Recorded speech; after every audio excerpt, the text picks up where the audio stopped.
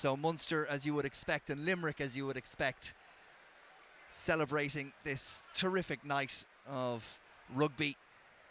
And the crowd, as I say, it's been a hot ticket to try and get in here, and the tickets have been not given away for any sort of money. So we stand and we sit and we wait and we watch for what we hope will be a fantastic occasion. And we're going to start with the official business, and that'll take place in just a couple of moments' time. Already running a minute or so behind. Taoiseach Brian Cowan and the president of the IRFU, John Lyons, the chairman of the Thomond Park Stadium Committee, Pat Whelan, and the president of the Munster branch, Nicky Cummin, will come out, and here they are now to officially open Thomond Park in all its glory. And well might the Munster branch, the Irish Rugby Football Union, and most of all the supporters embrace this day, because it is a fine place, fitting now for the team that have achieved so much. Absolutely, there's no better venue to play in front of, in my opinion, the best supporters, the best rugby supporters about, and how wonderful it is for them to have this stadium and this city to have the stadium it deserves at last.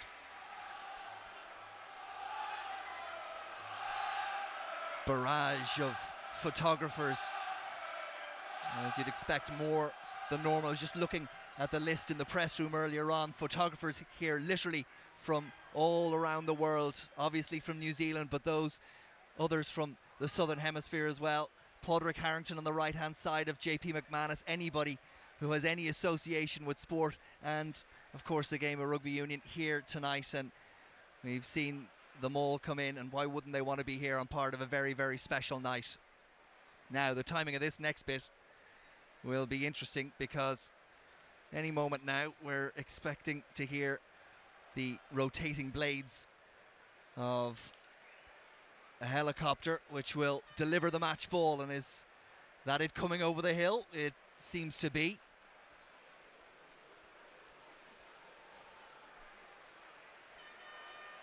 Gone to great lengths to make this a memorable evening.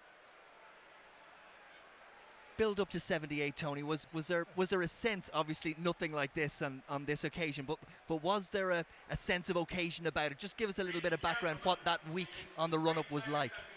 Oh no, very much so. We did what was unusual. We had a 3-day preparation, because in those days the IRB didn't allow you more than 48 hours, but because it was a bank holiday, we came together on the Saturday and prepared right through to the Tuesday. We were in awe of the All Blacks, I have to be honest, and anyone who says today they saw it coming, they're lying through their teeth. But what an occasion. Ball being delivered courtesy of the Air Corps, and what a spectacular sight. It is an absolute privilege to be here to see this.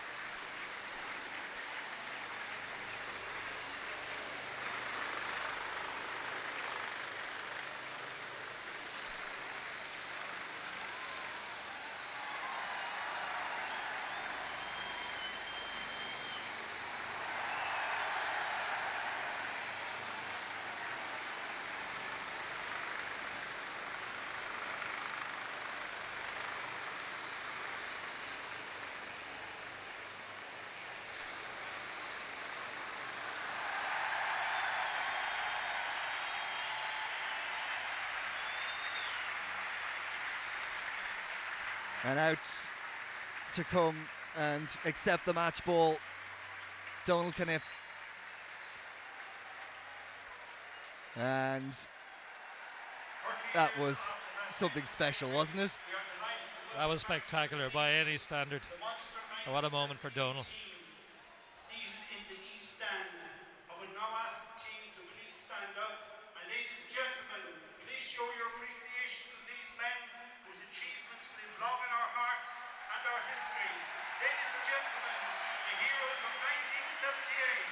The heroes of 78 are acclaimed as Thomond Park rises. Missing one man, of course, who's sitting beside me right now. And we're grateful for that. But you can see it, can't you, in the faces? There is a huge sense of pride. Wonderful moment.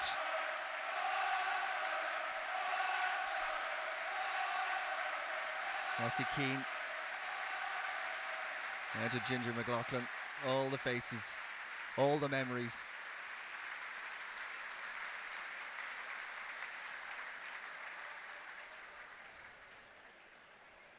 And now we await the teams, and you look at those teams, Tony, and you look at this Munster side, and you wonder just how difficult in particular it's going to be for them to get their hands on the ball. Backline has got talent aplenty, we know that, but it's a real test for this Munster 8, isn't it? Yeah, that's my read as well. I mean, the back line is, by any standard, impressive. The one player who really impresses me every time I see him is Paul Warwick. I just think he brings something different when he comes into the Munster side, different even to Ronan O'Gara. I like him playing at 10. It's a potentially a very dangerous Munster back line. Obviously, he's going to get quick ball from Peter Stringer if Munster win ball to provide that back line with, and that is the problem, particularly in the tight 5 back row as well. It's a big challenge. And you look at the All Blacks side and you know the chances are so few to get an All Blacks cap, and for those that have caps in single digits and those that are making their debuts this evening, it is everything that they will give to this cause as Peri Wipu leads them from the changing room.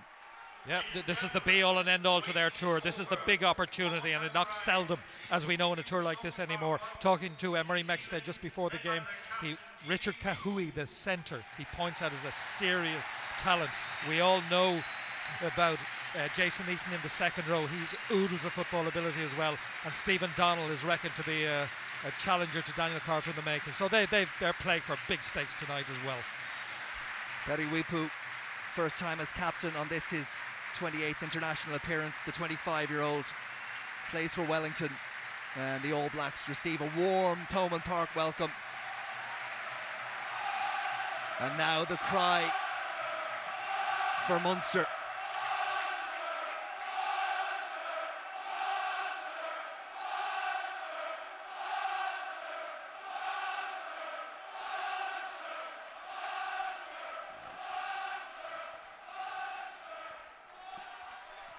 And the honour is Mick O'Driscoll's to lead Munster on this night of momentous occasion and countless memories.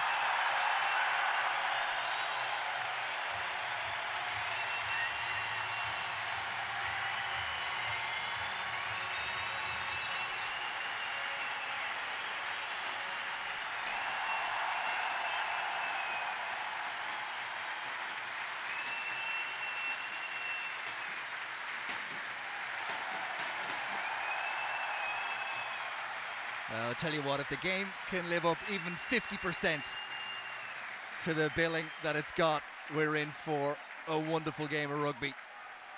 We hoped for it between the All Blacks and Ireland last Saturday. In truth, we didn't get it. Tonight, let's hope for something a little bit more. Doug Howlett, there he is, 62 times cap for his country, still the leading All Black try scorer.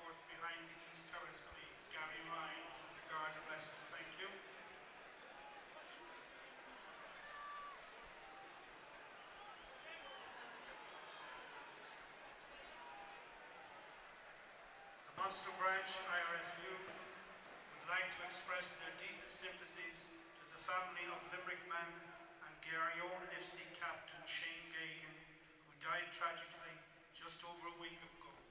We will now observe a minute's silence in Shane's memory.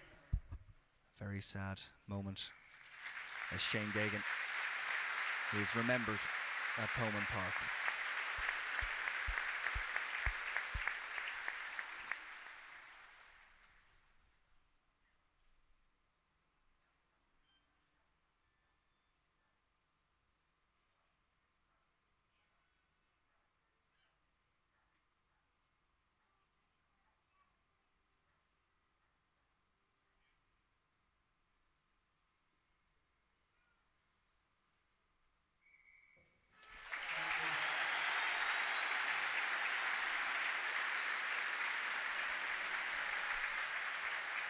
Now it's been suggested that we might be in for something very, very special and quite unique at this moment. And you look now at Howlett and Maffey and Tipoki and Jeremy Manning, 4 New Zealanders.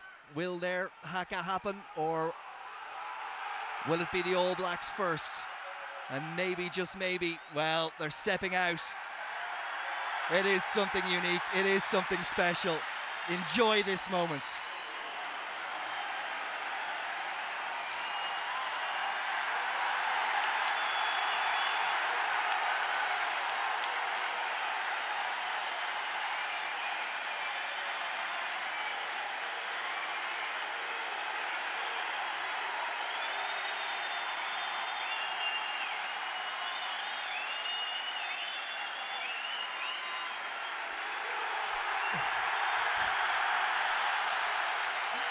Wonderful. I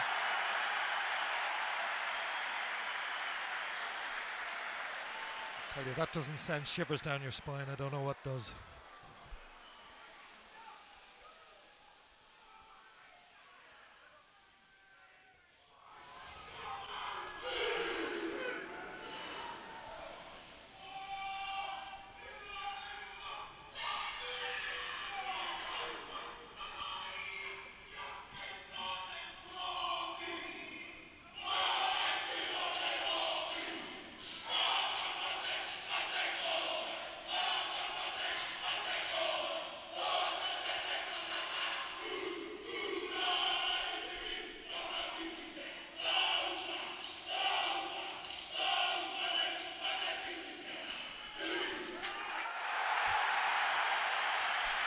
But as a piece of theatre, the last 30 minutes have been perfect.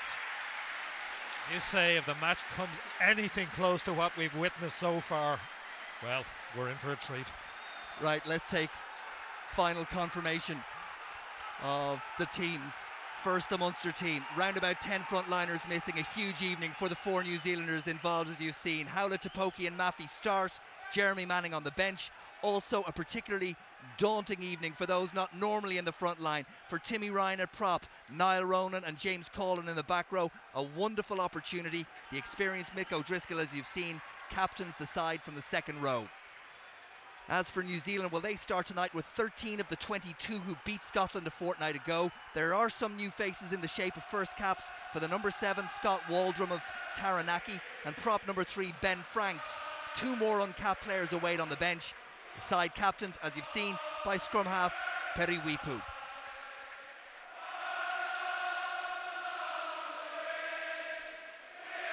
And there's the match referee, Roman Pouillet of France, Christian Berdos, Cedric Merchat of France, the assistant referees or touch judges, and the TMO, Eric Gozis, also of France. As you'd expect, the field of Athenry will start us on our way as Paul Warwick and Munster get this game underway. And up to claim the ball is Jason Eaton, the second row from Taranaki. And Munster, well, the first test is going to be to compete in that pack for the opening 5 or 6 minutes to set down their stall.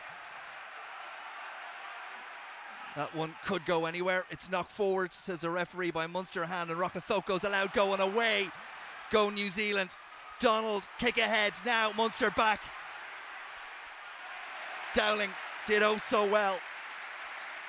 And Munster find themselves deep inside their own territory. Everything about this Munster team will be tested by the All Blacks. Stringer's kick blocked down. Advantage for a knock forward, I think, off a New Zealand hand is what the referee is signalling. And Mick O'Driscoll just checking that it's a scrum to Munster if they choose to take it. Barry Murphy slow to get back on his feet, and Warwick cleans the lines, but advantage over, and it hasn't found touch, and it's now with Corey Jane. Fullback is hit by Niall Ronan. Ball protected by Ben Franks, the new man with the bald head. Rokathoco, who played the only one that started against Ireland last Saturday, and Munster have dug themselves out of a hole. And it was a big hole there for about 10 seconds, but they recovered well. Dowling led by example, and Munster didn't give anything away. Yeah, Topoki took a chance here coming out of the line, but it worked. He got away with it there, coming up for the tackle, almost falling off it. That's tremendous work by Miko. That's a fantastic kick as well, taking play up, but dangerously and ominously early on. Rockakoko putting Stephen Donald through a cap much too easily for Munster's liking. Well, you'll see it. Warwick took it quickly when there was no New Zealand defender back there. He spotted the gap. Referee said he could do it, and he pinged it into the corner. And Frankie Sheehan and Munster have this line out about 10, 11 metres away from the All Blacks line. A foothold in New Zealand territory. Took Ireland a long time to be able to do that as Stringer feeds Warwick, and it's Rua Topoki in midfield. Stringer, quick ball. Mick O'Driscoll through the gap. They're on their feet all around the stadium looking for something special quickly, but there's a knock on. But signs there that Munster have a little bit of self-belief about them. Is there any other way with Munster? And crucially, good early possession from the line out, enabling Stringer from the ruck to put O'Driscoll through the gap over the gain line. Unfortunately, losing possession in the tackle and giving New Zealand the put in. Encouraging. Big test now for Tim Ryan, Frank Sheehan and Federico Pucciarello up against Flynn at hooker. Franks and McIntosh, the props. Franks, as I've told you, winning his first cap. McIntosh just his second from Southland. Former under-21 captain.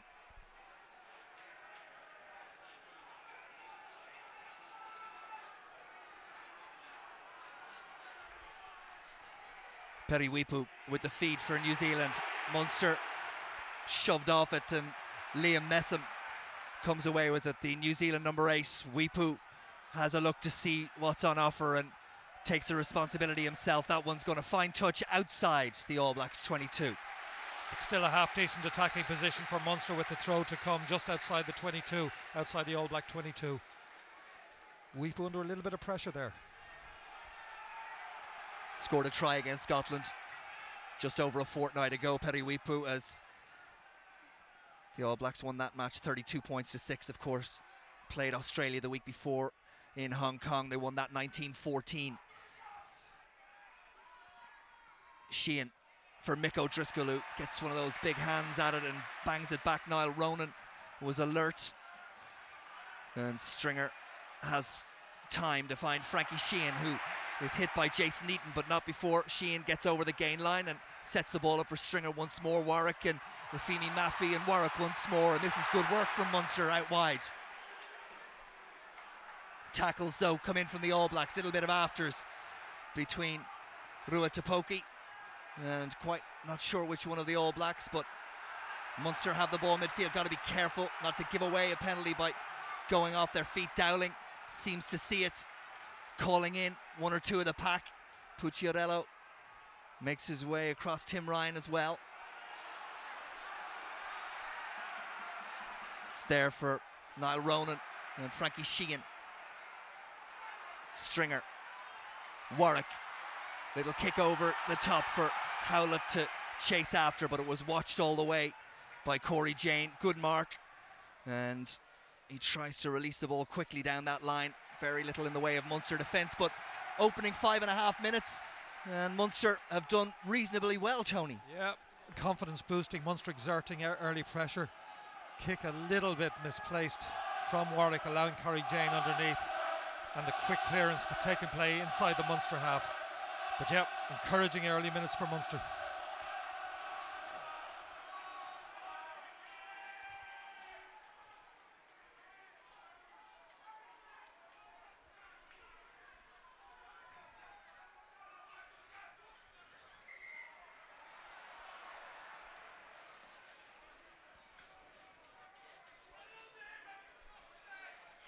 Six red, James Collin.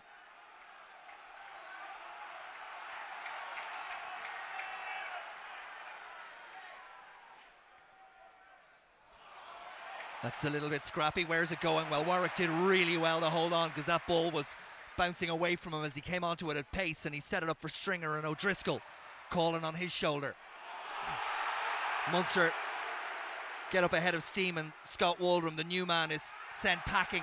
Referee penalty to Munster.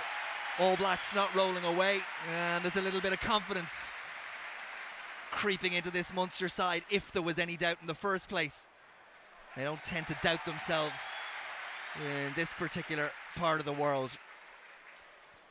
Over the top, and this undoubtedly an opportunity for Warwick, but good cohesive driving. Munster there in numbers, all five, good low body position, and getting the penalty they deserve. What a kick for Warwick.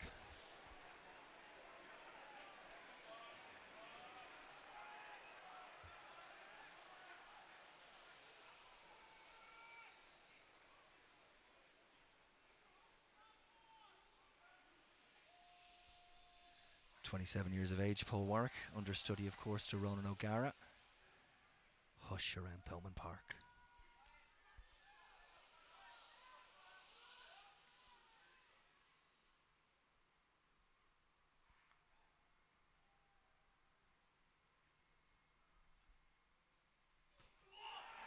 Given that a good thump, a great thump, it's over. First blood Munster, 8 minutes on the board. They lead it by 3 points to 0. And what that'll do for confidence, individually and collectively, and it'll get the crowd on board as well. Not that they're not involved anyway. And what a kick too. Every last inch, and over it went. 3-0 Munster. And you gotta say, deserved.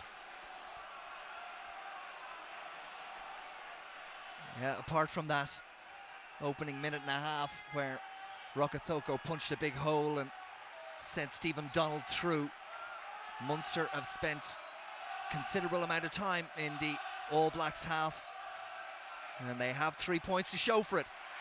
That one not controlled, and away comes Waldrum and Weepu, and now it's with Donald. Through goes Adam Thompson, blindside flanker, advantage being played to the All Blacks. Donald comes onto it, none coming, and immediately an opportunity for the New Zealanders to draw level. In from the side is the decision of the referee. Side entry from Dennis Leamy. Leamy, of course, on his way back from injury, just couldn't get himself back in time to contest for the Irish side, but what a terrific way to test himself coming back in this game.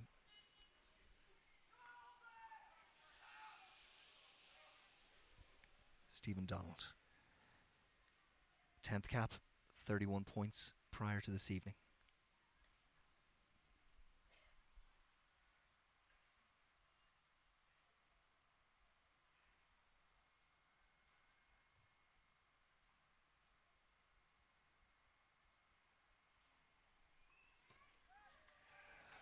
That one looks good, it is.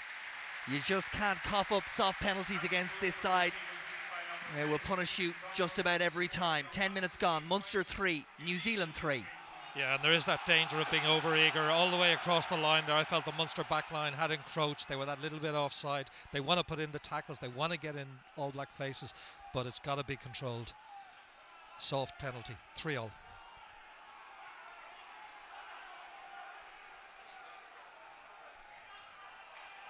Warwick's high hanging restart. Munster compete and do more than that.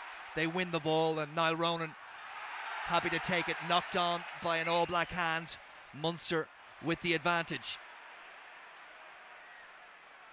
Stringer has a little look to see if there's anything on. Advantage over as the ball goes to Dennis Leamy. Rua Tupoki. That was really difficult for Maffey to deal with, and he did knock it forward as he attempted to collect it, and the referee had already said advantage was over for Munster. So it'll be a put into the scrum for the All Blacks. In fairness to Maffey, a difficult ball to take. It was right down at his ankles. He couldn't hold it. Too big a gap between the centres, between Tupoki and Maffey.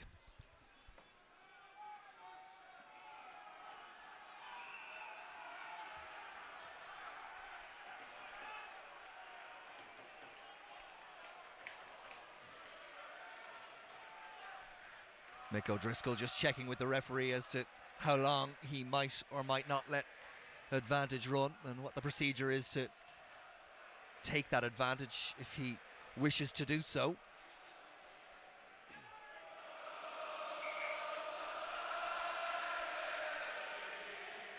49 tries for Doug Howlett in an all-black jersey. Rokathoko on 43 chases down that record.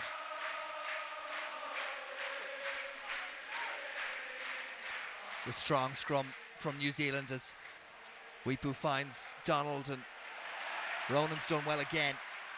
Very aware of what was on. Turns over possession.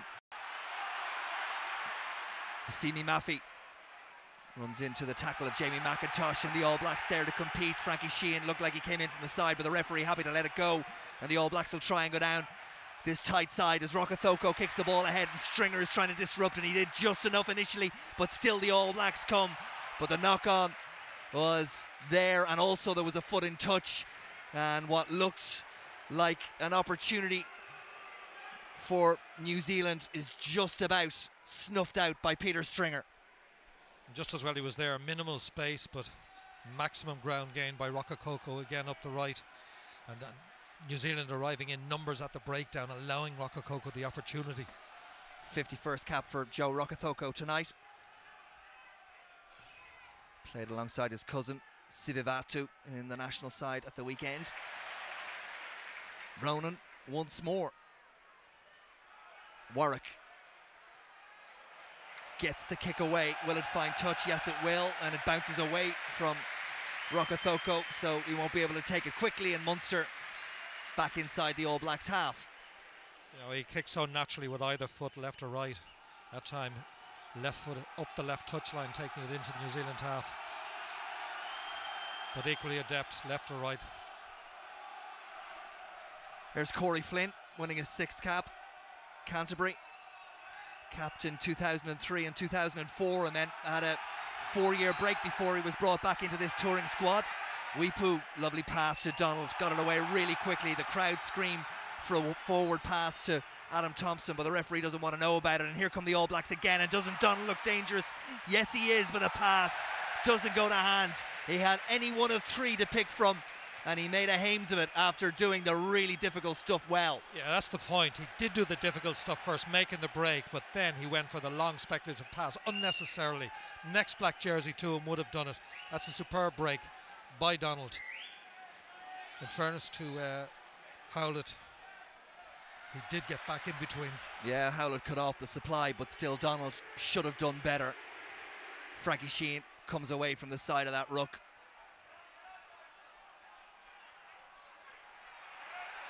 Peter Stringer, he'll be itching to make a point. Will Stringer? Tackles come up quickly and smother Jose Aguirre, who you do not want to let get up ahead of steam. He has blinding pace. Warwick calls for and catches and spins away from Rokathoko. It's been an impressive opening quarter of an hour from the Munster out half. Dowling, who took a little bit of a knock early on. That one didn't quite find its spot, and it's with Stephen Donald again. Lefemi Mafi waits under this one, as does Stringer. Mafi eventually the one to take it. Here's Doug Howlett. How he'd love to shine tonight. Stringer. Ball knocked forward. Donnacha Ryan, hands on the thighs, can't believe it. Not really under any huge pressure, just a bit of an unforced error. And crucially, it hands position and possession over to New Zealand. They'll have the platform of a rock-solid scrum and options both left and right. And crucially in a very dangerous attacking area. But you're right about when Howlett got the ball there, you sense the crowd want him to do something, and he wants to do something, and he is certainly capable of it.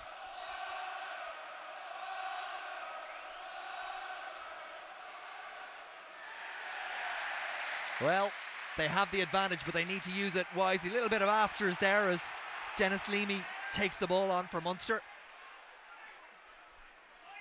Stringer for Warwick. Topoki just about got his kick away. Back there once more is Corey Jane, but the ball just runs over the line, and it'll be a simple tap down and a 22 drop out for New Zealand. They'll take that. It takes the pressure off, brings play up to the All Black 22 at least. 2 or 3 little niggly moments so far. Just saw one a couple of moments ago off camera. Peter Stringer was getting himself involved with one or two.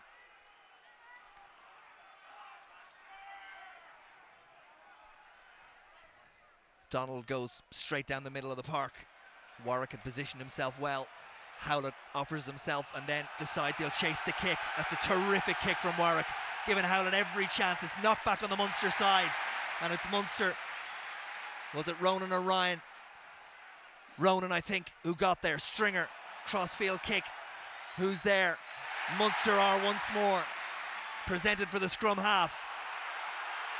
Dennis Leamy puts the head down, barrels his way into the 22. Ball slow coming back, but it's there for Peter Stringer now. Maffey to Tapoki. Warwick. This is great from Munster. Colin. Tapoki. Dunica Ryan. Head down. Singles out to Aeva. The centre did well. Penalty Munster. Tackler didn't roll away. And that was a gritty, impressive passage of play from the men in red. Yeah, richly deserved, and huge varieties the Munster play, using the air in a tactically astute way, competing for possession when it comes down, and then spreading it wide, and crucially too, holding on to possession, forcing the error. And this now a real, as I say, another deserved opportunity for Munster to go ahead.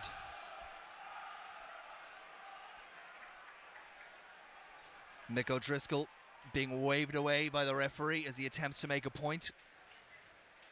Little bit of attention for Dennis Leamy over on the far side while all that was going on. But we'll settle now as Warwick has his second attempt of the night to put Munster in the lead once more.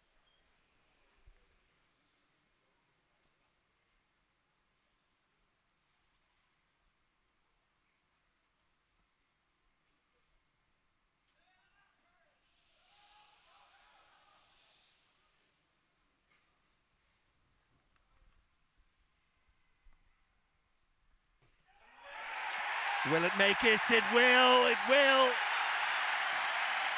2 from 2. Gives Munster 6, New Zealand 3. And was there ever any doubt? I mean, if ever you want to see a kick hit with conviction and on its way from the moment it left its boot, that was it. What another boost for Munster that is.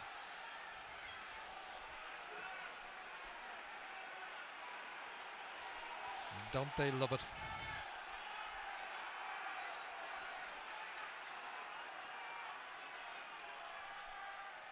And Donald restarts once more down the middle. Lafemi Maffey knocked it backwards, so that's okay, and Mick O'Driscoll was there to secure possession.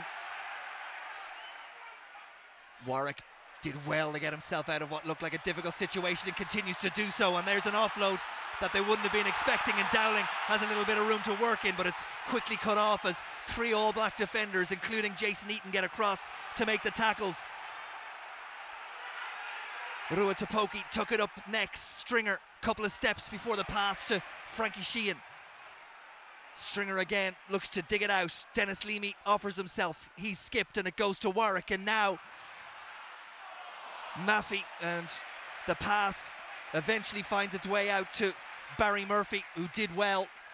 Little bit of indecision in that Munster backline just for a moment. Niall Ronan, what a game he's had so far. Leamy secures. Dowling in the out half position. Now Dunica Ryan. Munster are throwing absolutely everything at this as Dougie Howlett comes at pace. Again, another Munster wave. The pass from Dowling goes through the legs of Ryan, and there's a little kick ahead. Was it from Peter Stringer? Murphy up. Ball needs to be secured for Munster. It is secured for Munster. On they come again. Warwick, drop it goal. Steadied himself. Is it there? Oh, Tony Ward. What about that? Oh, that is an absolute beauty. And at the end of another wonderful Munster passage of play. And it was sparked by Warwick in the first place with his break. But look at that for composure. Right-hand side of the field, checking, going back. And again, I said it about his previous penalty, about striking it sweetly. Look at that. What a beauty. And crucially, it's getting the crowd involved more and more. Oh, they're eating and drinking it down here now. More concern though, and it seems like real concern on the far side for Dennis Leamy, who does not want to know about leaving. While they decide what to do with Leamy, let's hear what George Hook makes of it all after 21 minutes.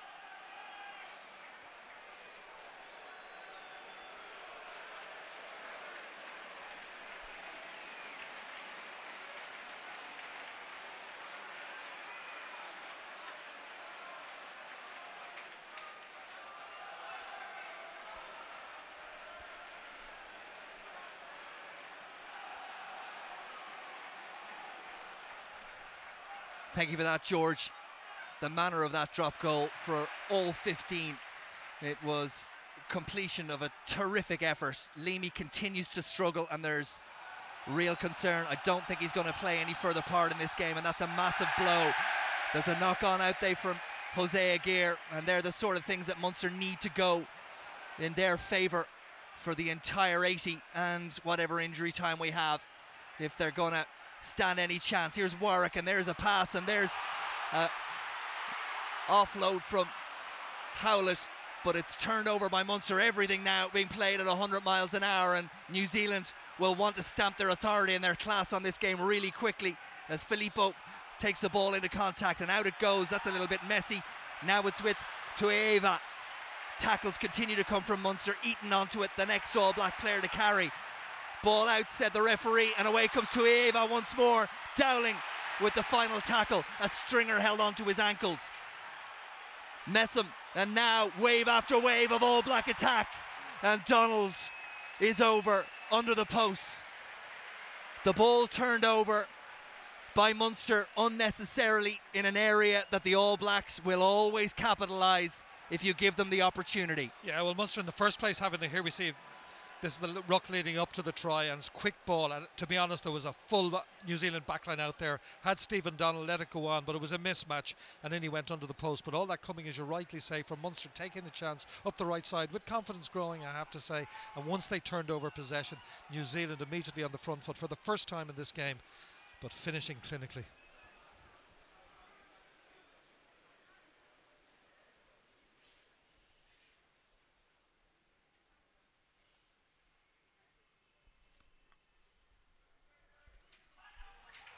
Straightforward conversion, and New Zealand take a 1-point lead. It's Munster 9, New Zealand 10, and Munster, well, they'll be furious at themselves. Just tried to create something a little bit special over on that far wing. The offload from Doug Howlett as he attempted to find, I think it was Barry Murphy outside him, and ball didn't go to hand. New Zealand's back row there in numbers, and from one side to the other, although the passing wasn't convincing all the way across, they did enough.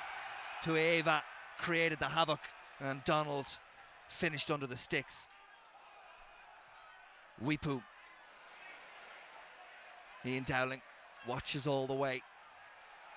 That kick probably a little bit further ahead of him than he would have liked, and Weepu catches it on the 22. Corey Jane bounces off one or two Munster tacklers, and away he goes.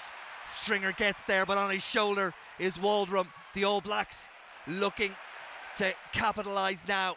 Tueva back inside he comes. Munster pulled left and right.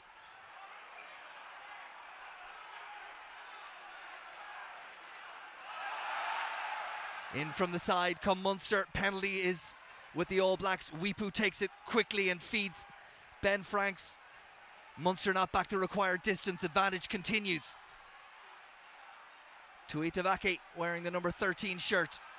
Donald still advantage as Munster must make those tackles. There's an ominous feeling about this New Zealand attack. Messam just couldn't offload. Side entry from Frank Sheehan, so the penalty restored. All Blacks have advantage. Donald tries to ghost his way around. Advantage is still there. Now the referee finally says none accruing, and we'll come all the way back for an All Blacks penalty. And the referee is going to have a word with Mick O'Driscoll. Couple of players came in from the side there. I'm sure that's what it's about.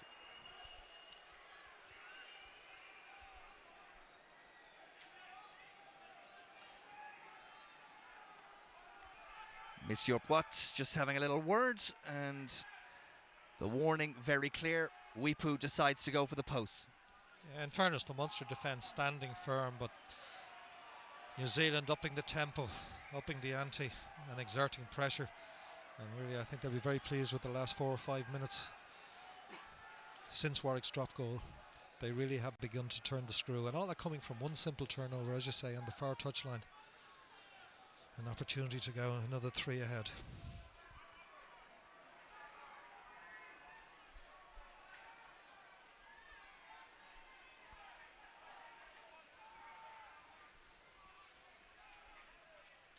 Penalty and a conversion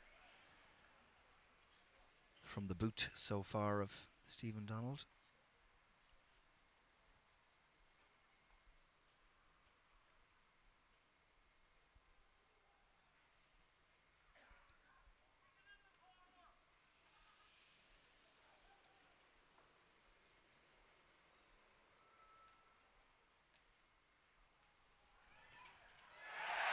He hasn't caught that one. And Munster, well, they get away with it. And, you know, there's respectful silence, but when somebody makes a botch of it, they certainly let you know as well. And that was a badly struck kick by Donald, well to the right. Munster will feel like they got off the hook there, because there were at least 2 occasions in that attack where you felt the All Blacks just might get through. Warwick takes it quickly, the All Blacks not paying attention. Rare to see that. But then Munster maybe a pass too many. They did okay though, the ball wasn't knocked forward. It was the use of a foot to control it, and no knock on. Ronan continues to make huge yardage. Tupoki, Warwick, despite the attentions of Corey Flynn, gets the kick away. Up comes Barry Murphy, but it's well dealt with by Jose Aguirre. And now it's Corey Jane, and again the All Blacks come at pace and they come in numbers, and there's a last gasp tackle coming in as McIntosh looked like he was going to make the line. The All Blacks have numbers out wide. Pass if it goes to hand, which it doesn't, because in came Colin to make the tackle, but on goes Messam, the number 8. Munster looking to turn the ball over, and they have done so, and Mick O'Driscoll appears and just hacks it downfield. Chases after it, back goes Corey Jane. O'Driscoll, every sinew strained as he attempted to get to the full-back. Colin again, and the back row from Munster have done absolutely everything that's been asked of them so far. That's the substitute, Billy Holland, who's in for the injured Dennis Leamy.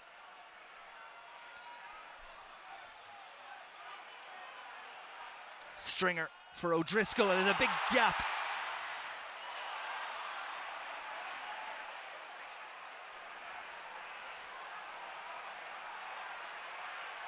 Stringer,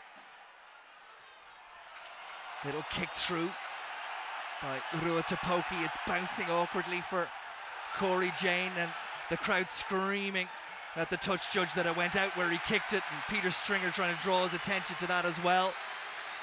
The throw in to Munster will be just outside the All Blacks 22, and there's another Munster man who's taken a heavy knock in midfield. They are really having to put their bodies on the line.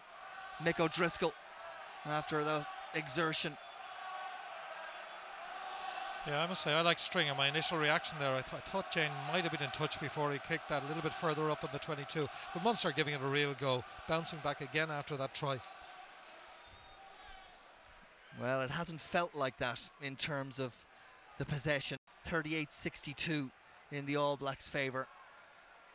Interesting maybe to see the territory and just how much time Munster have spent in the All Blacks half.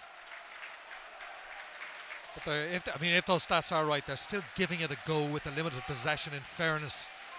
Unquestionably. Mick O'Driscoll, slow and ginger in his approach to this line out. Mark Melbourne is the substitute second row.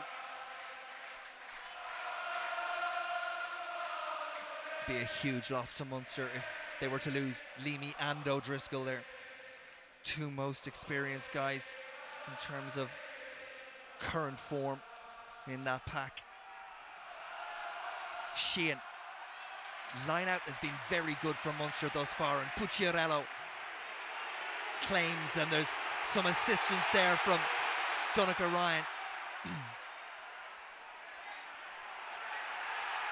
Ball there for Munster, but there's a knock forward from a red hand, says the referee. The crowd don't like it, and Munster will have to face an all-black scrum.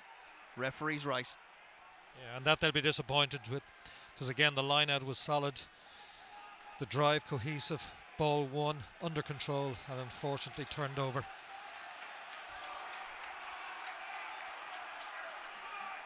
It's a 1-point game after a half an hour. There were those that thought Munster would not be able to summon a performance like this.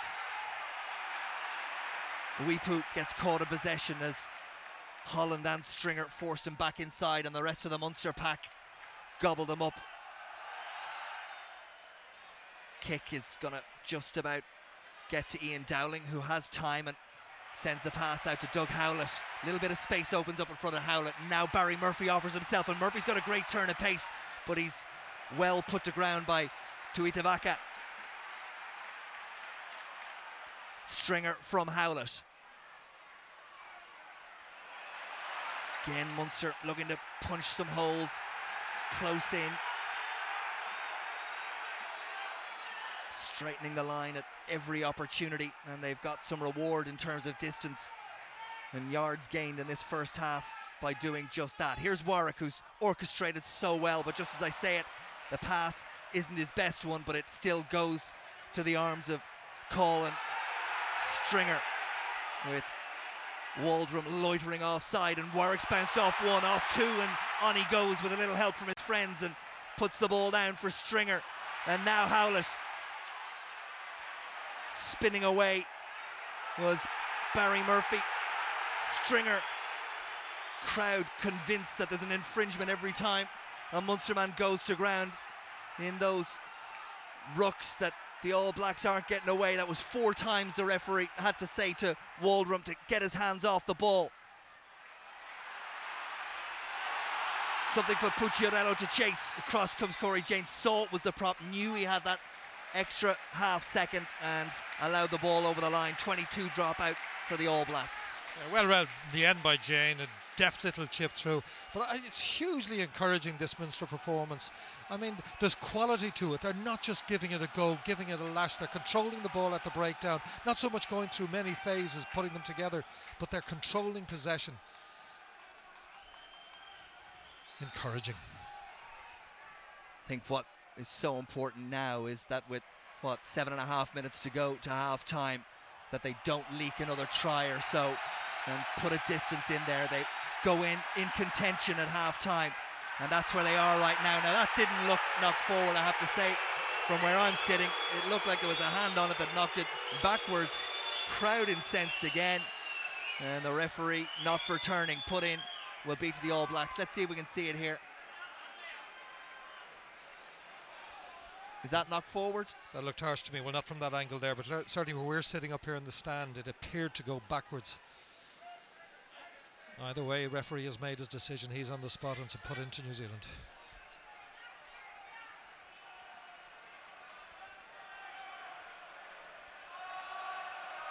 Handling errors in the first half, 8 by Munster, 7 by New Zealand.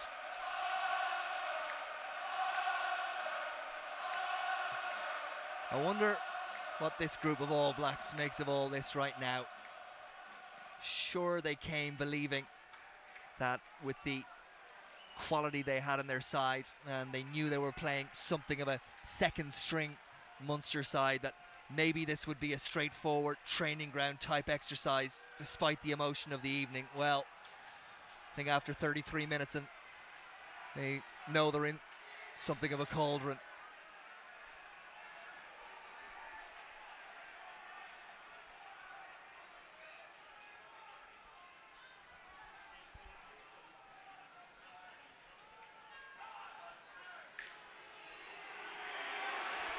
better scrum from Munster, and Stringer does enough to upset Liam Messam, winning his second cap, and Weepu gets caught, and away come Munster, and Niall Ronan's coming chasing after this. Donald is back for the All Blacks, and he does superbly well, but then makes an absolute mess of it. And where's it going now?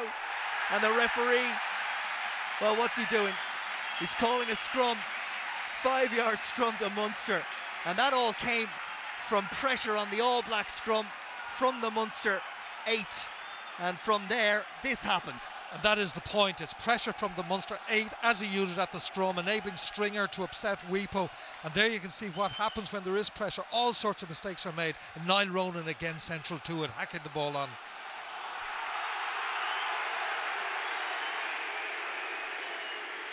There's a long way to go in this game, but the All Blacks maybe, just maybe, a little rattled. Calling on the charge.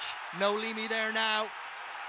Munster just 2 meters short maybe. Referee's going to go back and ask him to put it in again. But right now they are rattled.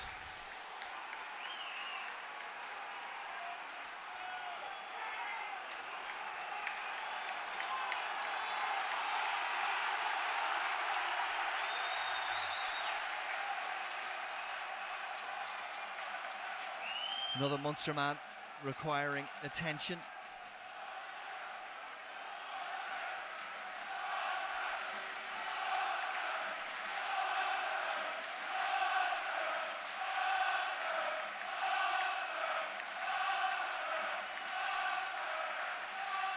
Very difficult to see who it is right now. Surrounded by All Blacks.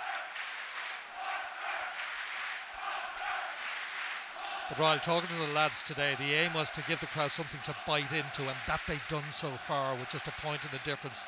Attacking. I think it's Niall Ronan with a clash of heads on Piri Weepu.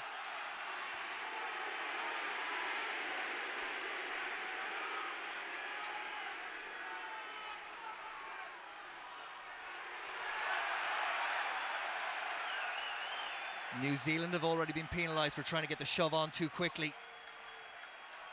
That at the other end of the pitch. Corey Flynn, the hooker, just having a little word with the referee. Stringer poised.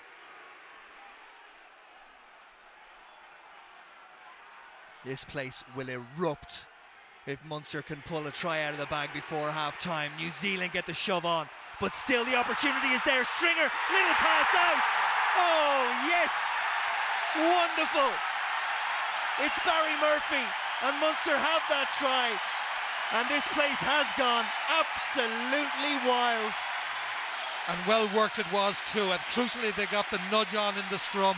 It enabled to break right, giving Peter Stringer a 2-1, putting Barry Murphy in the corner. And here Stringer reads it ever so well, drawing in the last man, and in goes Murphy for an easy try. Stringer hit hard as Murphy scores a try he will always, always remember. And there is concern down there. 3 of the Munster backroom staff down there surrounding a Munster player. I think it's Peter Stringer who shipped a massive hit as he offloaded the ball there. Yep, it is Peter. And they will take their time. But he looks okay. He's had some wonderful days in the red of Munster and the green of Ireland. And that one will have hurt. You'll see it here. Just on the offload. Bang.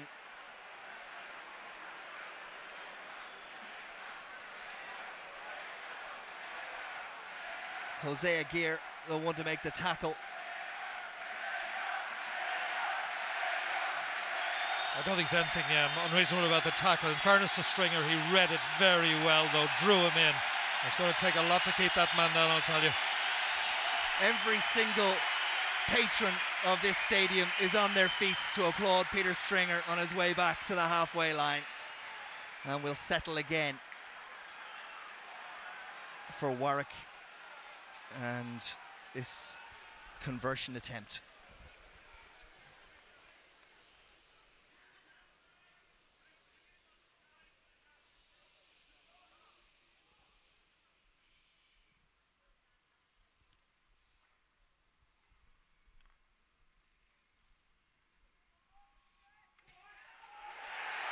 How's that one? They sucked it in and sucked it over, and Munster have a 6-point lead with 2.5 minutes left in this first half. I tell you, every kick matters. But here, as I say, brilliantly read. He takes the punishment then, Stringer. But if we thought that New Zealand scored a psychologically critical try on Saturday at Croke Park, Munster have just done the same. Providing they can keep them out till half time. They can hold out till half time, and it is a big ask because you know New Zealand will come, but there's a mistake from Donald. Now, it's on so small things that you judge a match, but how often do you see the All Blacks make a mistake between 9 and 10 under little or no pressure? The answer, not very often. Follow it up with a knock-on, and maybe, just maybe, they're going to have one of those evenings. And I'm telling you, the noise out there is getting to them. They're human. They're under pressure.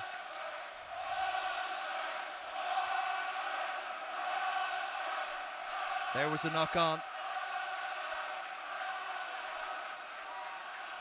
Liam Messam.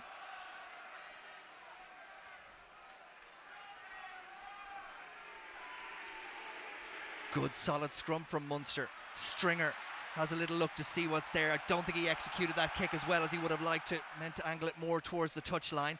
Warwick's going to let this one bounce in front of him. Has plenty of time with which to deal with it. Dowling from inside his 22. Haven't seen much of this man in the last 20 minutes or so. Rokothoko, kick ahead, which Warwick has watched all the way. Rokothoko coming, and Warwick had to get away the ball. I don't think there was anything in that from Rokothoko. The crowd not happy, but Warwick very slow to get back up again. He delayed the kick right till the last moment. Rokothoko's entitled to try and block it down.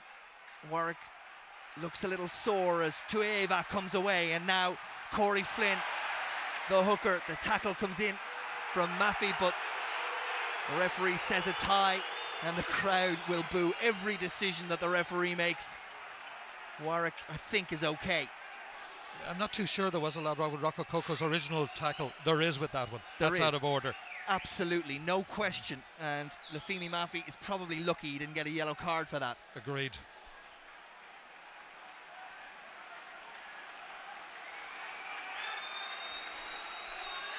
We're into injury time. Donald to Wipu. Up comes Lua Tapoki to cut off the supply to the All Blacks backline. Ben Franks shuffles it out to Donald. Corey Flynn. Munster wrap them up for the moment. Ball from Filippo, the second row, to Thompson. Munster continue to make the tackles. Periwipu has a little look to see where the ball is.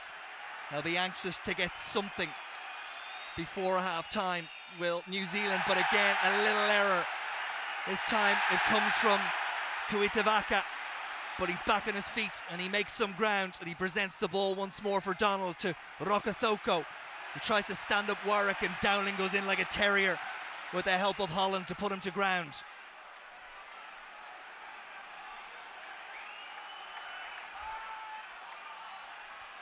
Corey Jane standing it out half. Here is Tuitavaka.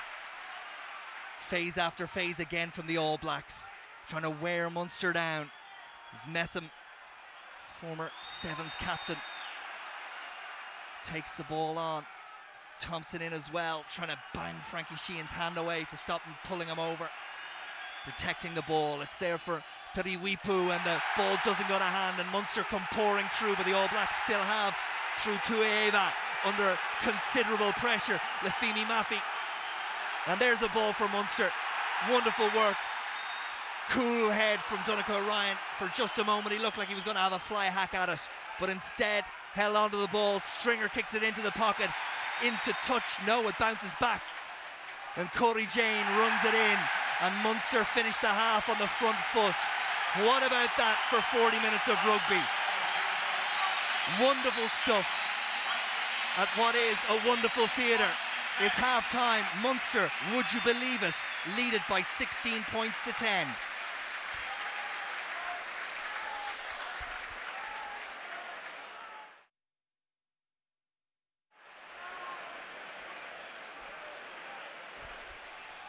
About to get underway with Stephen Donald and the All Blacks, and you'll see Tony Buckley, the big frame of Tony Buckley, who was on the bench for Ireland at the weekend and came in, is out on the park now for Munster. All 6'5" and 21 odd stone of him, as Warwick sends one down for Corey Jane to handle, and it comes back, and there's a little bit of to-ing and froing as three Munster men looked at each other. One of them was Dougie Howlett, and I think he's knocked it on. The referee says yes, and it's a foothold in Munster territory with the platform of a scrum. First action of this second half. And if the last 5 minutes of the first half are important, I suppose equally so, and it is a cliche, the first score of this second half is enormous, Tony. Yeah, and probably the last thing Munster needed was the break coming when it did. Coming out starting cold again. Of course the first score is going to be absolutely vital. That was a difficult one for Howlett to take, to be fair, and this now gives New Zealand an ideal attacking position off the scrum.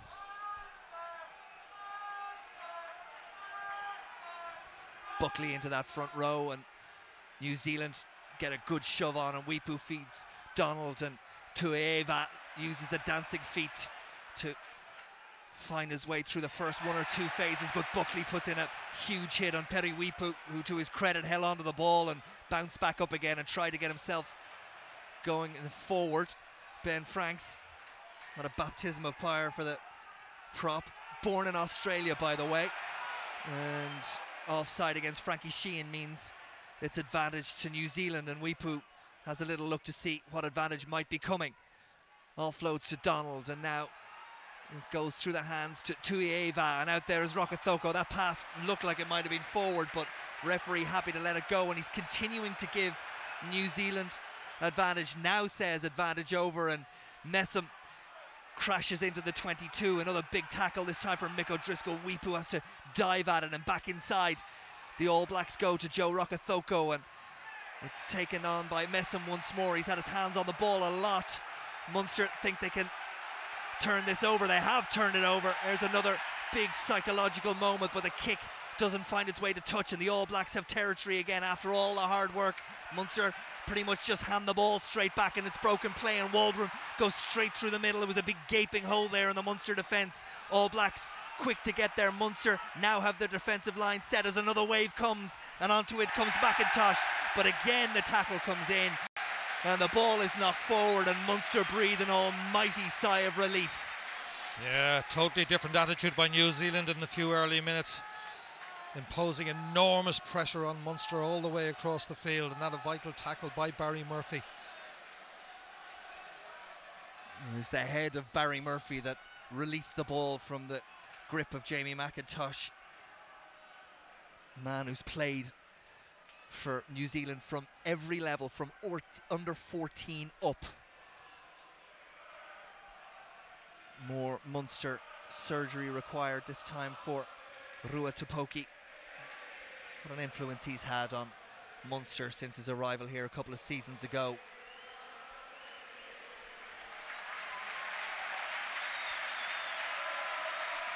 He would be a very proud Maori were he to help Munster do what seems the impossible here tonight. There's a long, long way to go.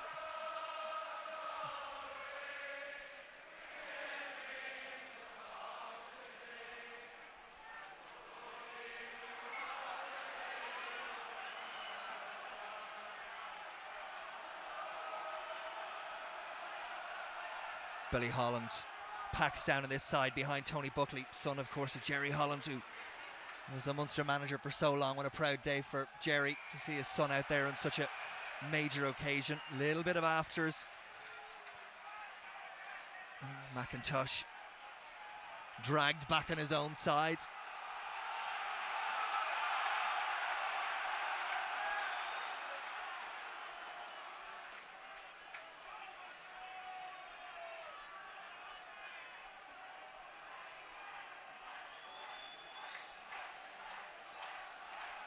We just wait as, I think it's Pucciarello.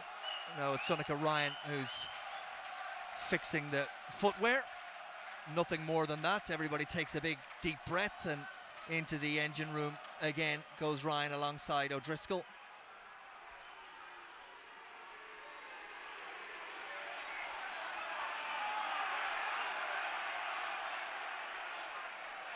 Frankie Sheehan using all the experience of all those years in red and green to try and upset this All Black scrum.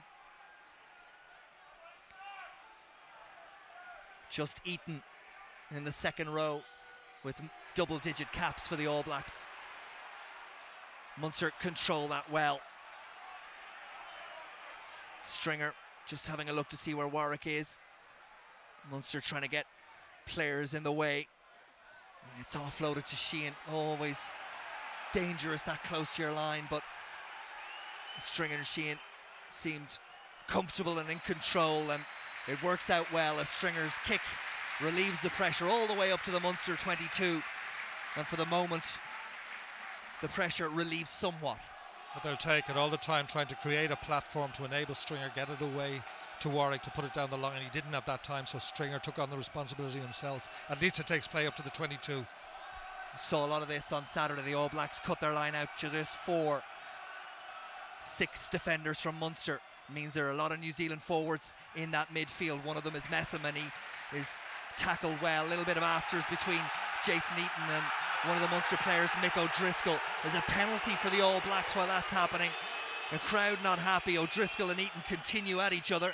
Now they've been broken up by the touch judge on this side, and it's Rua Tipoki who's penalised for going off his feet, and it is a straightforward opportunity for New Zealand and Stephen Donald, you would think. I do think the referee is right, and crucially he came down on the other side, making it virtually impossible for New Zealand to win the ball back, making little effort to get out of the way. Referee said 13 red. Might get a look at that again in a replay in a moment. Made a bit of a hash of his last effort.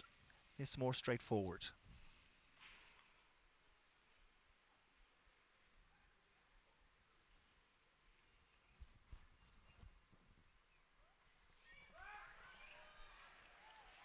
New Zealand close to within 3.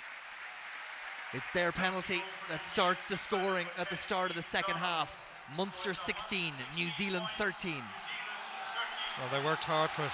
And there Tipoki, you see him grappling for the ball. In fairness, he's pulled off it, but he's on the far side of the ruck, and it's impossible for New Zealand to get it away. That said, how does he get out of that position? The referee's judgment, he's making no attempt, penalty.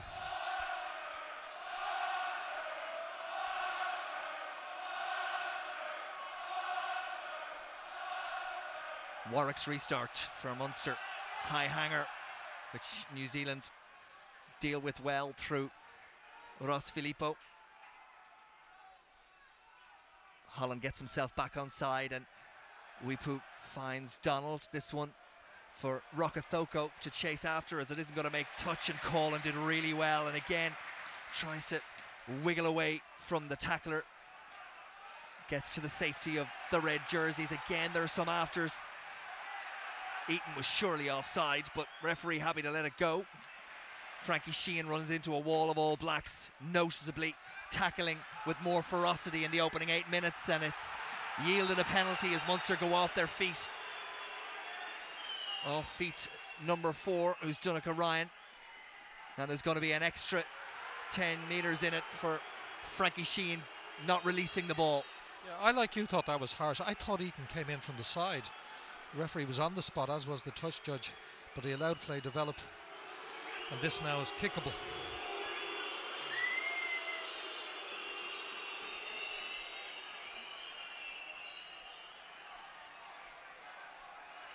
There's Franks going in, ball protected.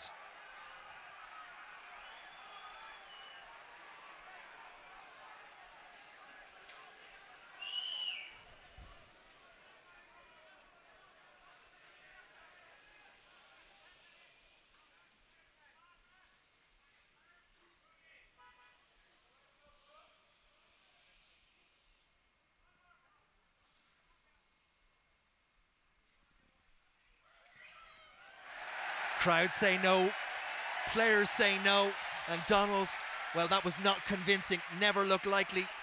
About a second after it left his boot. Oh no, he fluffed his lines badly there, never caught it at all. I have to say, in that case, I don't think it's any more than Munster deserve. I did not think that was a penalty in the first place. Lua Tupoki being told if he's not the captain to keep his mouth shut, and he'd be advised to, because it seems that this referee is quite officious in the manner in which he's going about it, and if he doesn't, he'll be penalised. That's a high hanger from Warwick that isn't executed well, and the hands are on the head, and he knows that is a potentially fatal error, because it gives New Zealand a scrum right in front of the posts on the 22. Six black is being taken out of the game by Graham Hendry, which means Adam Thompson is gone, and he goes in his place number 19, Kieran Reid, who came on as a substitute against Ireland at the weekend. This is third cap.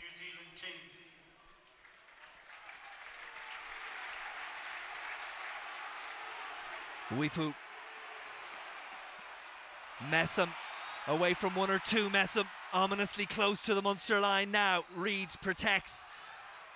All Blacks have numbers if they can shift the ball, but they can't. In no small part down to a terrific wraparound tackle. I think it was Tupoki. Murphy's going to have to do the same on this side as Munster are stretched right across the field. Munster warned to stay on side and leave their hands off the ball.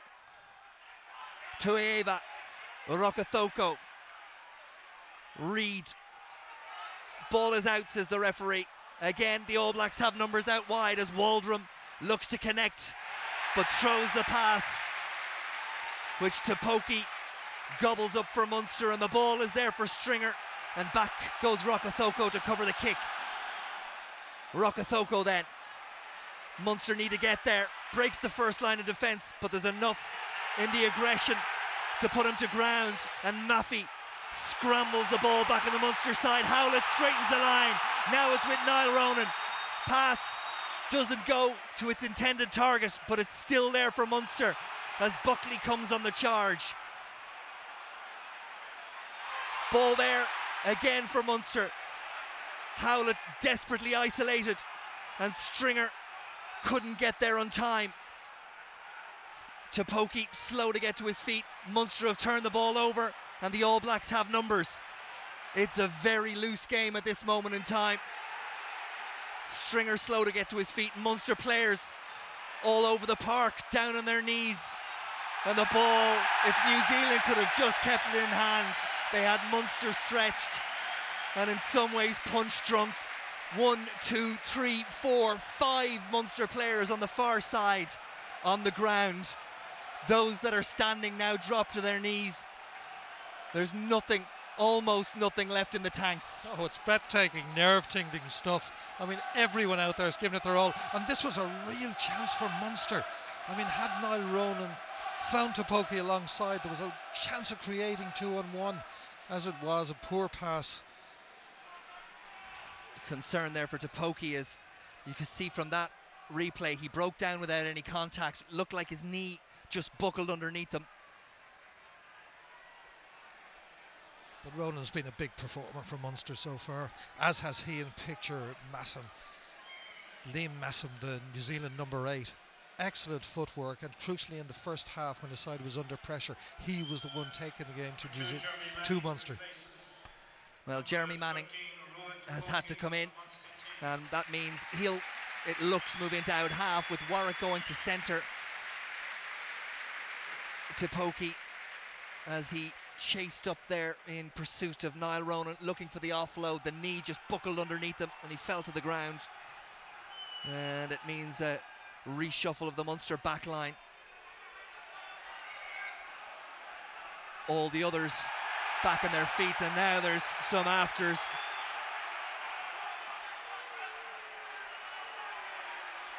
And they're all at it. O'Driscoll and Eaton have been looking at each other all evening. Buckley seemed to indicate fingers in the eye to the touch judge, and that's what prompted that little skirmish. 1-17, McIntosh for New Zealand, Buckley for Munster.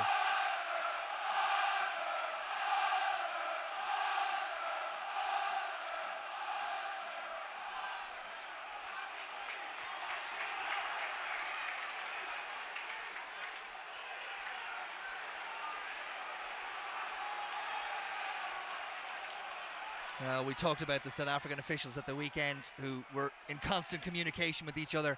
The French touch judge on this side, who was 3 metres away from it, was welded to the spot as that unfolded and helped not a whit.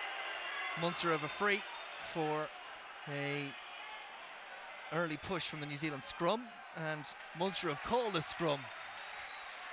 That's an interesting call.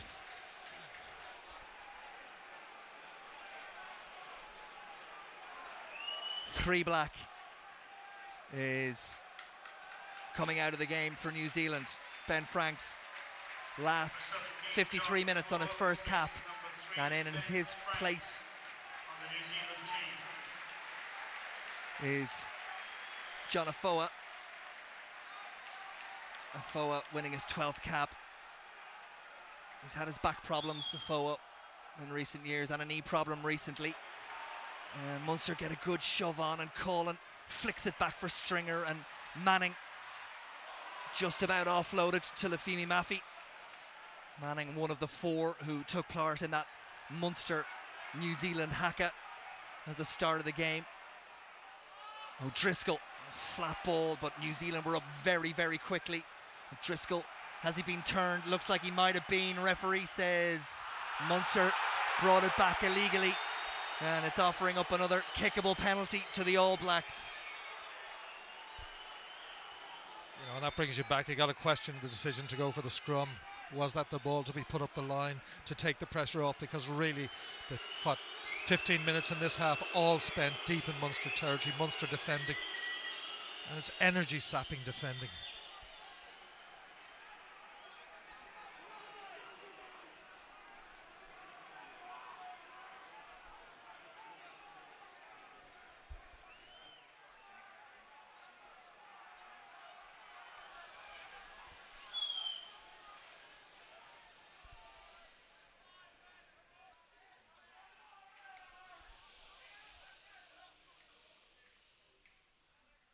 Donald then to tie this match up.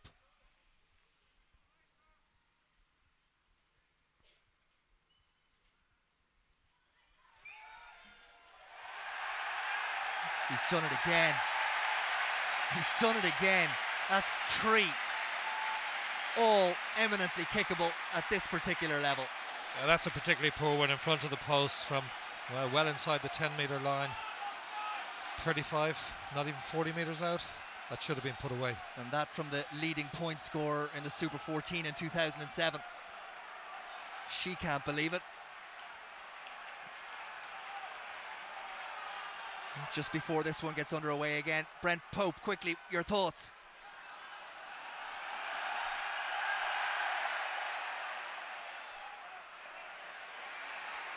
Pressure to win. Well, I suppose it's always there for the All Blacks. Always, always. As Afoa goes on a run from Uipu.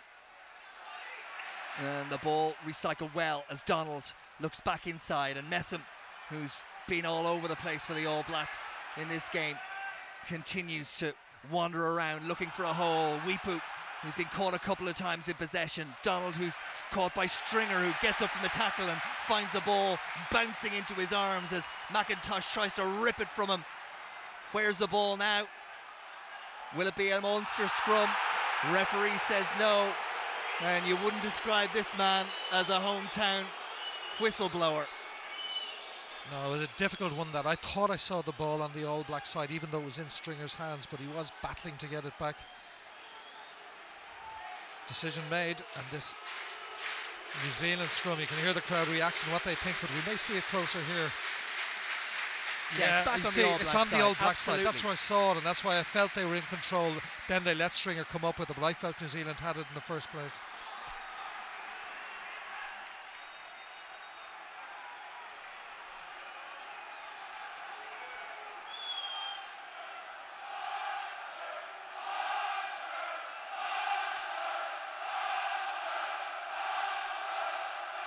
Well, I hope the atmosphere is coming across to you at home.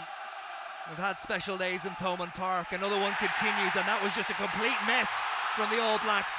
Weepu went in search of people that just weren't there, and no one has dived on the ball just yet, but there's a knock forward, and it'll be a scrum to Munster, and at last there's a foothold in All Blacks territory. But that all coming from complete lack of communication from one of the most, if not the most professional side in the world. Yeah, and Stringer's exerting an awful lot of pressure on the scrum area on Weepu. But bad lack of communication there. Donald forced in the end to just paw the ball forward and concede the knock on, giving Munster the scrum. Otherwise it would have been hacked on closer to the New Zealand line.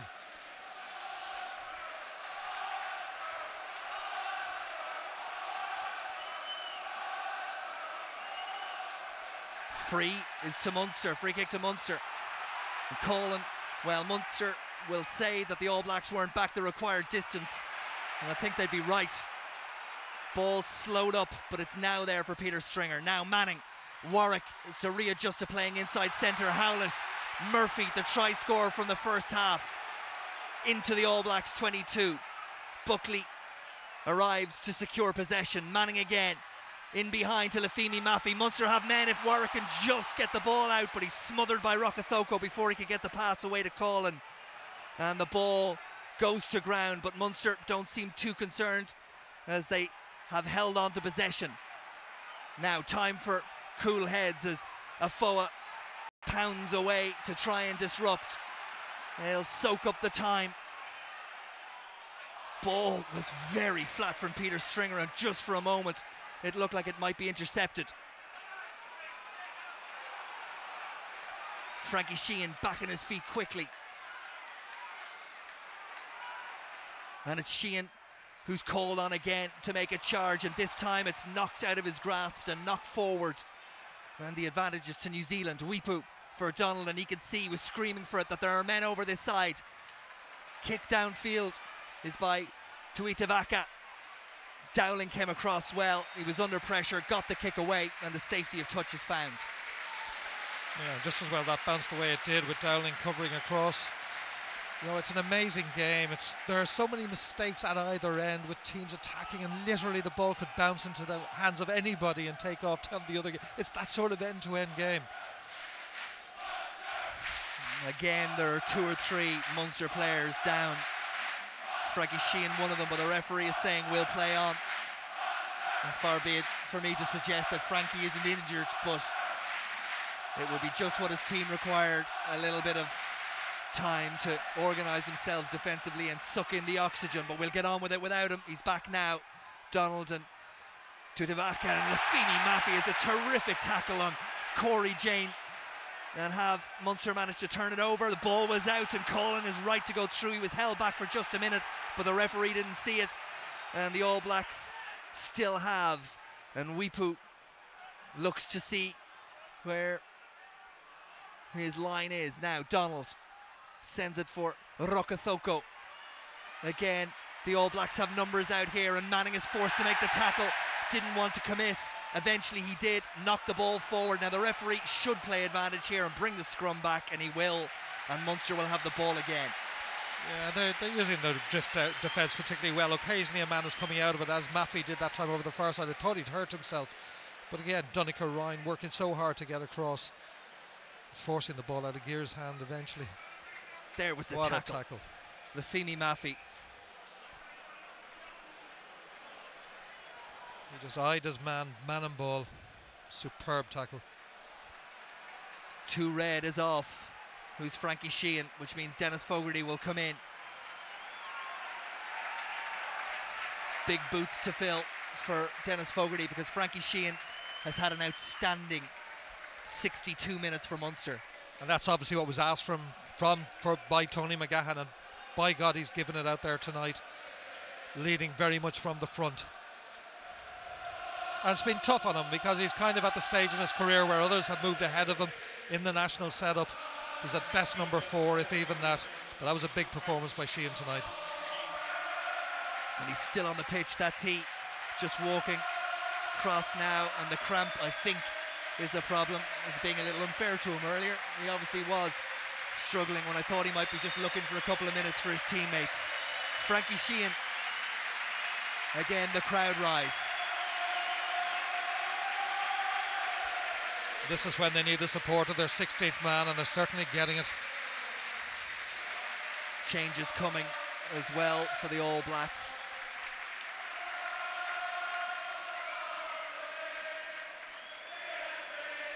Periwipu taken out of the game, the captain,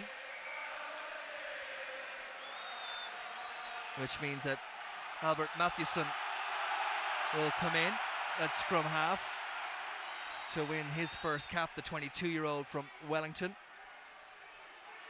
And I think Jose Aguirre is gone as well, but we'll confirm that in just a moment. Kahui seems to be in the centre, he is, and I'm just looking around, see if I can see the number 14 shirt. Out on the wing now is Tuitavaka.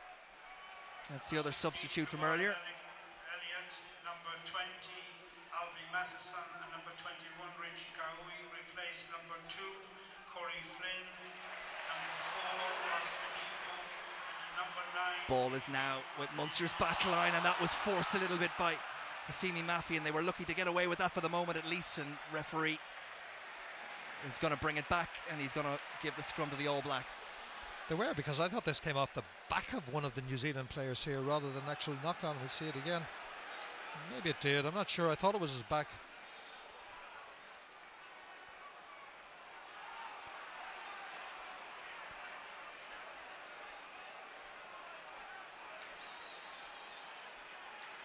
Indeed, he seems to have changed his decision, given the put into No, New Zealand. still with the New Zealanders. Matheson for Donald. Up quickly to make the tackle comes Barry Murphy, but Corey Jane did really well to get the ball away to Rokethoko, and he's looking to wreak more havoc. He did so in the first minute. Since then, Munster have managed to get to him before he's dug any huge holes in their defence. Matheson trying to dig it out, and Munster compete, and the referee seemed to say it was okay, and it was okay, and Stringer comes up with a ball and bangs it head over the head of Rokethoko, and the bounce goes Munster's way, and it's greeted like a try. That's a great kick by Stringer. I mean, he's made one or two mistakes tonight, but he's been so busy. I think he's had a powerful game as well for Munster. His work rate around the fringe of ruck and maul, and the pressure he's exerting, and that's a fabulous kick by the Munster scrum half. All Blacks have made a change at hooker as well. Hikawera Elliott from Hawke's Bay, 22 years of age, comes in to win his first cap. Former schools captain. He's in for Corey Flynn. Henry, for the most part, has brought in the less experienced members of his bench. Obviously happy that still the All Blacks have what it takes to turn this match back in their favour. They trail by 3 points with 15 minutes to go as Manning feeds Warwick. Dowling across from his wing. Maffey was outside him, did a good clear-up job. The All Blacks there again quickly. Stringer caught in possession. Referee says ball was out, and now there's a knock forward, and it's an All Blacks put into the scrum should they want it, but the advantage is now over as the referee, again, Donegal Ryan puts his body on the line. That was a knock forward from the Munster hand. Again, the crowd don't like it. Mathewson. And the referee is going to call it back for the first knock on, and the crowd feel that the advantage had passed. And again, there are Munster men down, and I think this scrum is going to take a moment to set. So let's hear from Conor O'Shea.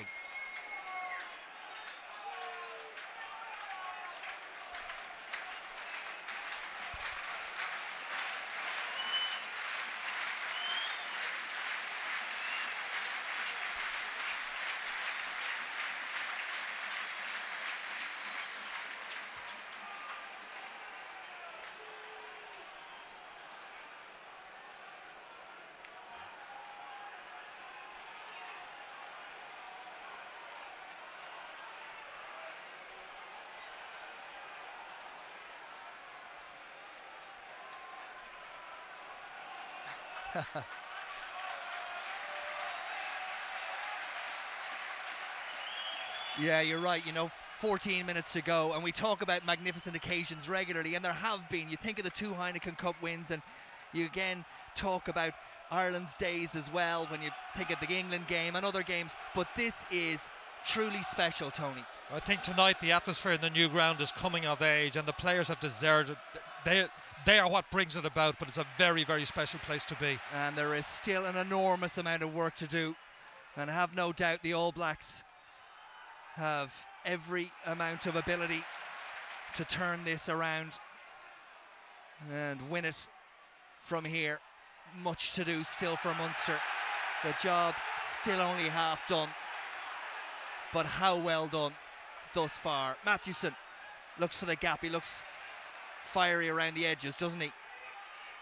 Prepared to commit back rows and caught in possession is a foe, but he does well to offload to Donlan. That's a really deft chip, but what about that for bravery?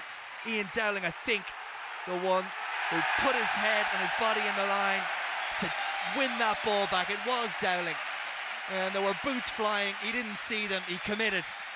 New Zealand off their feet, penalty Munster. But that is the point. That's what Connor's saying. Every Munster man is putting his body on the line tonight. Greatly enthused by the atmosphere in the ground. It makes you do special things. Put your body on the line. There's bravery personified by Dowling, taking that chip by Donald. And so many Munster men are going down injured, but they're giving it their all, and they really have tonight. Every single one of them. Can they get the ultimate reward? Jeremy Manning told to get on with it, and he does. Dowling, that hurt.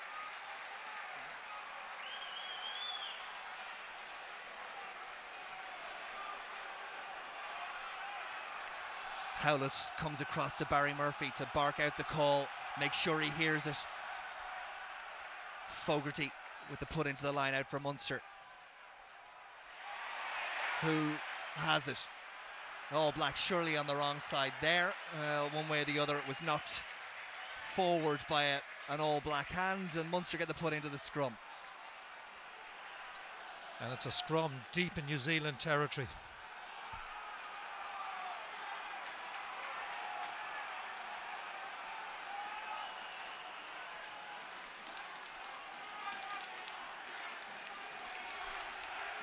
.11 minutes left on the clock as Peter Stringer finds Jeremy Manning.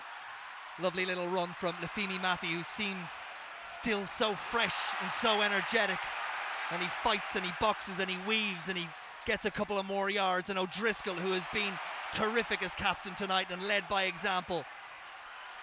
Warwick, little kick, goes his way when it could so easily have rebounded and been fly hacked downfield. Munster and Stringer still have. Now it's with Fogarty, and that's the All Blacks 22, and Stringer continues to scream at his pack as if they haven't given enough already, and rightly he points them in the direction he wants them to go. Mick O'Driscoll back to where he needs to be. Ronan sets it up once more. Manning, drop it, goal! Off the side of the boot, never threatened the post. 22 drop out New Zealand. Well, imagine if that had gone over. And again, Munster working so hard. But when you work so hard, you make your little bits of luck. And that's what happened there when Warwick managed to get the ball back into his hands. Unfortunately, sliced badly by Manning, well wide. It's going to be another change for New Zealand. Ross Filippo is out of the game, and it's the try scorer from the weekend, Brad Thorne, the 33-year-old who comes in to win his 23rd cap. Former Rugby League international. The oldest man by a considerable distance in the 22 for the All Blacks today. Where's this one going? Billy Holland. The ball is in Holland's hand, but the referee sees a knock on. And I think he's right. Called by his touch judge on the far side. It looked like Holland may just have juggled it forward before he had full control. Yeah, that too was my reaction, and the touch judge, to be fair, called it there. We see the touch by Billy Holland. But Graham Henry calling the heavy artillery on board. Brad Thorne now in action. 13, desperation stakes. 13 Black now is coming out of the game, who is Tuitavake. And it's Mills Muliaina, 28-year-old, 68 caps now, 22 tries. Henry has played all his cards. They have 9 minutes to pull an ace from the pack. Donald to Eva Manning, does well. Caught in possession is Mathewson. Pass doesn't go to hand. Now who's on it? Barry Murphy dives in to try and secure possession along with Lafemi Maffey, but it's there for Eton and New Zealand. It was Corey Jane and Donald who managed to snuffle the ball back from Barry Murphy and Maffey. Kahui, there was surely crossing in midfield. That's what the crowd and the players were suggesting. The referee doesn't want to know. Back inside the ball comes. Relentless pressure from New Zealand, relentless tackling from Munster. They have the advantage. I think they're going to need it. Slightly isolated now. And the referee agrees and he brings it back. But the tackling is what's causing the turnovers. Yeah, and it's all pressure. I can't emphasise enough, the crowd are lifting the team. This is when they need the most of all. I mean, what an atmosphere here in this ground. It is absolutely electric. I hope it's coming across at home.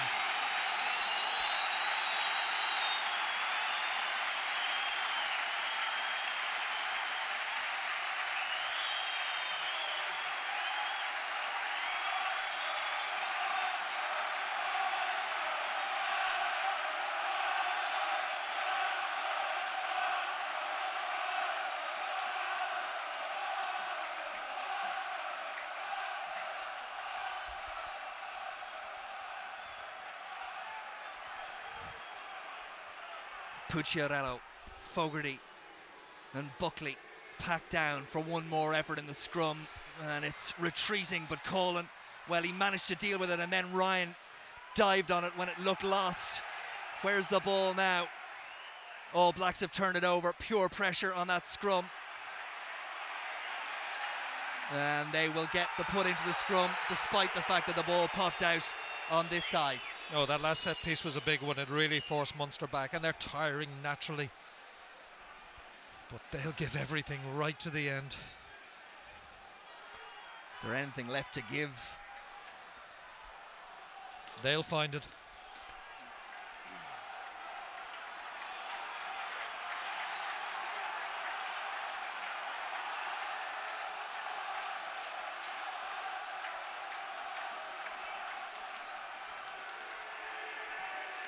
Mathewson leaves it for the number 8, Messam, and he's done really well again, almost up to the halfway line. Here's Brad Thorne. Again, tackle comes in. New Zealand look to Messam once more. Ball pops out. O'Driscoll tries to come through, but he says that he came in from the side.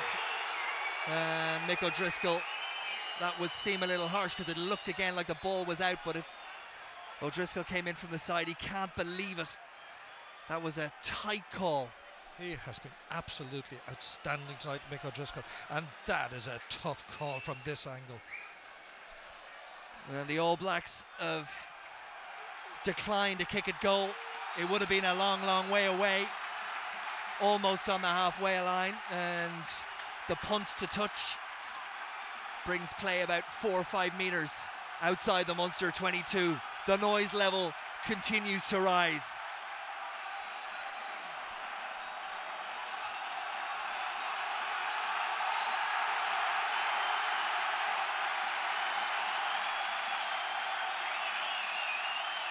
Elliott's throw put under pressure, but he goes to the experience of Thorne.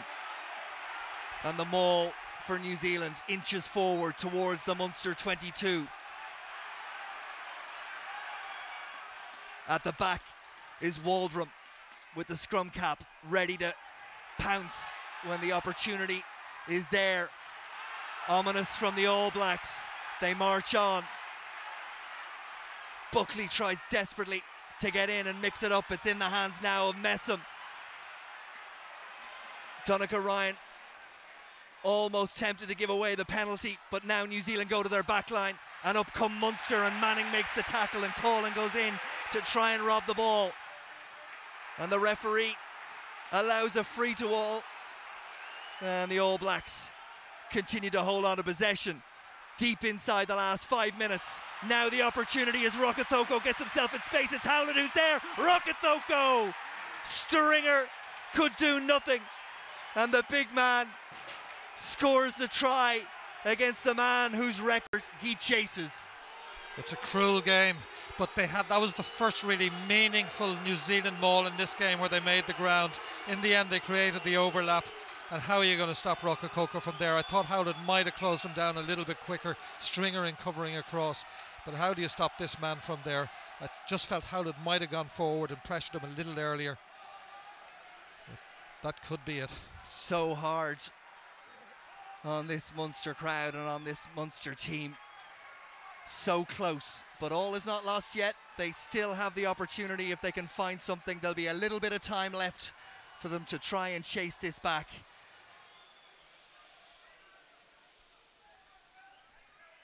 A lot will ride on this conversion attempt.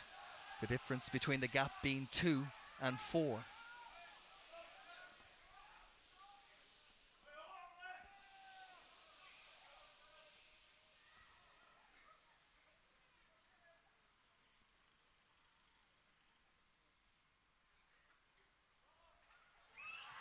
Still there's silence. And he's missed again.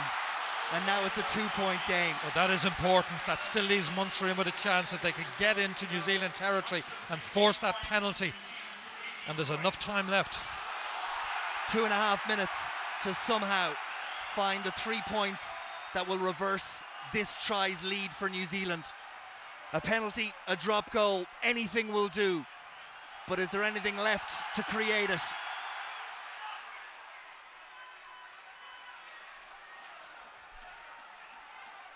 Back with Donald. Downfield as Dougie Howlett had plenty of time, chose to control it with the boot. Dowling, little chip and chase, saw there was a bit of a gap there. Which way is this going to bounce? Into the arms of Rokethoko, who gratefully accepts, and Afoa goes back inside to Elliott. And Munster need to somehow get possession back, and maybe New Zealand through Messam will gift it to them, but he managed to hold on when it looked like he might lose the ball. Clock all of a sudden against Munster. Once again Stringer with one of those trademark tap tackles puts his opposite number Mathewson on his back, but New Zealand are back inside the 22 and Brad Thorne goes on a thumping run.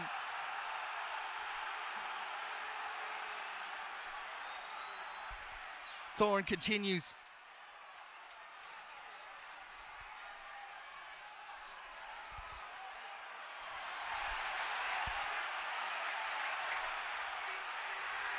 Penalty Munster. Apologies for the loss of the countdown clock. Back it comes now. That'll show you how long is left. 1:40 says the referee. Manning knows he has time to put this in touch.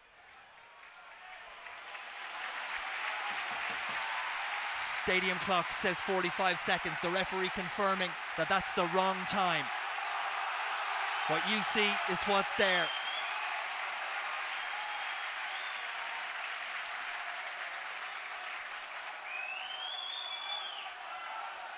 Ronan forced to withdraw.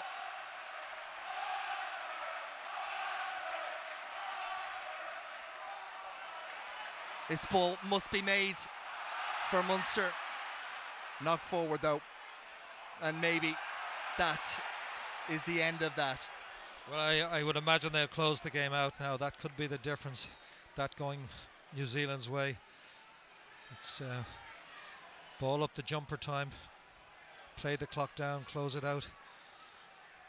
But what a Munster performance, brave to a fault.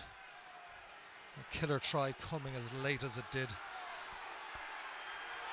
Mathewson with the feed.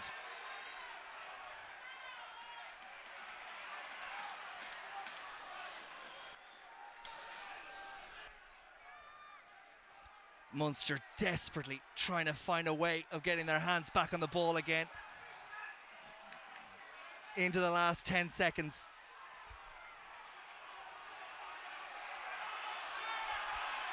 All Blacks counting down the clock. They've got the signal from the referee. The time is up. Mathieson, though, gets caught in possession and Munster go diving in. They'll do anything for it at this point. They have it through Stringer. Maybe one last throw of the dice. Warwick, though, kicks the ball away. All the decisions have been so right from the man all night. And then there's that. And it's gone. But what a game. And what an occasion. And when the disappointment has passed, it'll live long in the memory. Tony. That was a very proud Munster performance. They are bitterly disappointed out there. I know that. They've given it their all. They could have made it. But what a proud Munster performance, but befitting of the night that's in it, the opposition present, the wonderful crowd, the wonderful atmosphere, everything about it. And they gave it their all. Quickly, your man of the match, please. Man of the match, Liam Meeson, number 8. He was the one who turned the tide when things were going against them in the first half. And eventually, they got the try to seal it. So that's it. In 1978, Munster beat the All Blacks. Alone they still stand, Tom.